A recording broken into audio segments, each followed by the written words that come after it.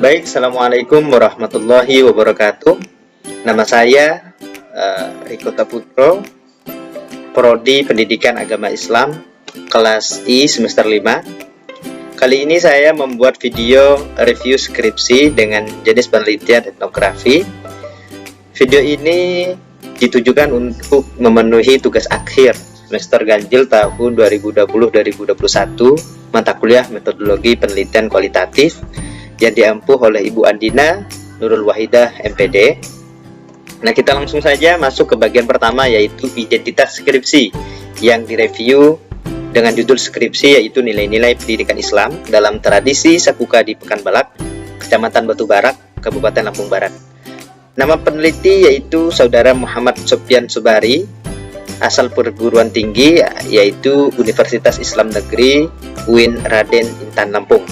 Tahun terbit skripsi yaitu 1440 Hijriah atau 2019 Masehi. Selanjutnya yaitu latar belakang yang terdapat pada bab 1 pendahuluan. Di situ terdapat 3 poin, yaitu pertama masalah, yang kedua alasan penelitian, dan yang ketiga yaitu data pra penelitian. Nah, masalah ini menurut peneliti terdapat perbedaan antara tokoh masyarakat dan kalangan masyarakat terkait kapan pelaksanaan tradisi Sakuka itu, kapan tradisi Sakuka itu dilaksanakan. Yang kedua yaitu alasan penelitian bagi peneliti, yaitu untuk mengetahui nilai-nilai pendidikan Islam yang terkandung dalam tradisi Sakuka masyarakat Pekanbadak. Dan yang ketiga yaitu data para penelitian. Nah, di dalam skripsi ini peneliti tidak mencantumkan data para penelitian, yang ada hanya seputar penjelasan terkait tradisi, cara pelaksanaan, dan tujuan dari pelaksanaan tradisi tersebut. Padahal kalau kita ketahui bersama bahwa data pra penelitian ini merupakan hal yang sangat penting di dalam setiap skripsi, yang memang harus ada di dalam setiap skripsi, karena itu merupakan satu hal yang atau langkah awal yang harus ada dalam sebuah skripsi ya. Oke, selanjutnya yaitu pertanyaan penelitian dan tujuan penelitian. Di situ terdapat 1 pertanyaan penelitian dan 1 tujuan penelitian. Nah, bisa kita ketahui bersama di situ dari tabel dan komentar yang ingin disampaikan bahwa pertanyaan penelitian sudah cukup baik dan lumayan imbang dengan latar belakang yang sudah dijelaskan. Namun ada sedikit masukan, yaitu peneliti juga harus memberikan pertanyaan terkait faktor yang menyebabkan perbedaan pendapat antara tokoh masyarakat dan kalangan masyarakat. Yang kedua yaitu tujuan penelitian. Nah, yang ingin dikomentari bahwa tujuan penelitian ini sudah jelas pada rumusan masalah ya. Namun lebih baik lagi jika peneliti ini menambahkan tujuan penelitian, sehingga tujuan penelitian masih bisa dikembangkan lebih dari yang peneliti jelaskan di dalam pertanyaan dan tujuan penelitian. Yang keempat yaitu manfaat penelitian. Nah, manfaat di sini terbagi menjadi 2, yaitu secara teoritis dan praktis. Kalau yang teoritis kita ketahui di slide ini, untuk menambah khazanah pengetahuan kebudayaan melalui tradisi itu, tradisi Sakuka yang ada di Pekanbadak. Dan yang kedua yaitu secara praktis, hasil penelitian ini dapat dimanfaatkan oleh masyarakat luas untuk mengetahui proses pelaksanaan tradisi Sakuka dan nilai-nilai pendidikan Islam apa saja yang terkandung di dalam tradisi atau pelaksanaan tradisi Sakuka itu sendiri. Dan selanjutnya komentar yang ingin disampaikan oleh saya pribadi, yaitu selain peneliti harus tahu kepada siapa penelitian ini ditujukan kemanfaatannya, di situ peneliti tidak mencantumkan kepada siapa penelitian ini ditujukan. Nah, oleh karena itu saya pribadi ingin menyampaikan saran bahwa lebih baik jika peneliti menambahkan manfaat bagi praktis, di antara lain di situ bisa dicantumkan pembaca, penulis, kepada masyarakat luas, pengembang ilmu pengetahuan, prodi, fakultas, bahkan universitas terkait gitu. Selanjutnya yaitu kajian teori atau kajian pustaka yang terdapat pada bab 2 kajian pustaka. Di situ terdapat ada 2 ya teori yang dikaji. Pertama, nilai-nilai pendidikan Islam. 2, tradisi Sakuka dengan subteori yang berbeda di situ dan sumber kutipan dan yang berbeda juga. Nah, terkait komentar yang ingin disampaikan bahwa dari kajian teori sudah cukup baik, namun terdapat kekurangan dalam kajian teorinya di bagian referensi. Di nomor 1, subteori nomor 4, tidak terdapat referensi atau footnote.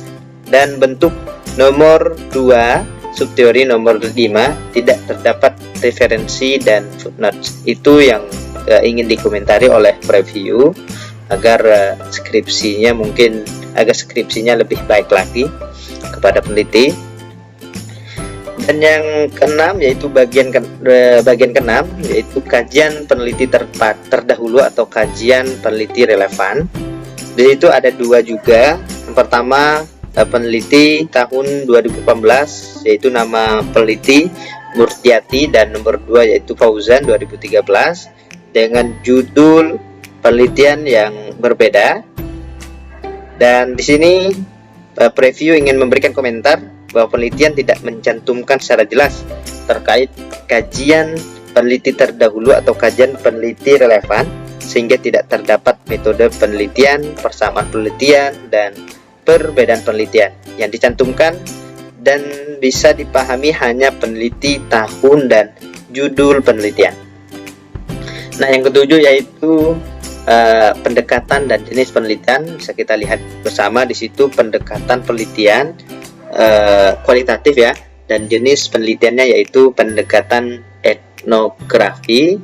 Di situ pula ada screenshot dari abstrak yang terdapat pada skripsi yang ditulis oleh saudara Muhammad Sofyan Sobari. Selanjutnya yaitu nomor 8, tempat dan waktu penelitian. Di situ di Desa Balak, Kecamatan Batubara, Kabupaten Lampung Barat. Waktu penelitian hanya tahunnya saja, yaitu tahun 2018.